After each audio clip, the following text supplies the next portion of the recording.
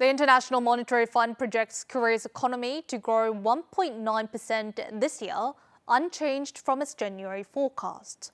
But citing the impact of the Middle East conflict, it lowered its outlook for global growth and warned that prolonged instability could weigh further on the economy. The IMF projected Korea's growth rate for this year at 1.9%. It's the same as the January forecast issued before the US-Iran war broke out. Late last month, the OECD cut Korea's growth forecast by 0.4 percentage points, citing the impact of the Middle East conflict. The IMF did not explain why it had maintained Korea's growth outlook. The Finance Ministry said strong exports were offset by the Middle East conflict, but supplemented by the efforts of the supplementary budget. The IMF projected global economic growth at 3.1%, down 0.2 percentage points from its last forecast.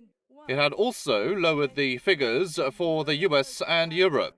However, the forecast assumes energy production and exports would normalize by the middle of this year, warning that prolonged disruption would further lower growth. The IMF also said that downside risks will continue to dominate the world economy. It cited supply chain disruptions from a prolonged conflict and a possible financial market correction driven by a reassessment of AI profitability as key factors.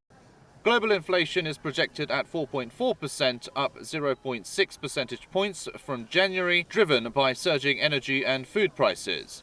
It also forecast Korea's inflation to rise to 2.5%.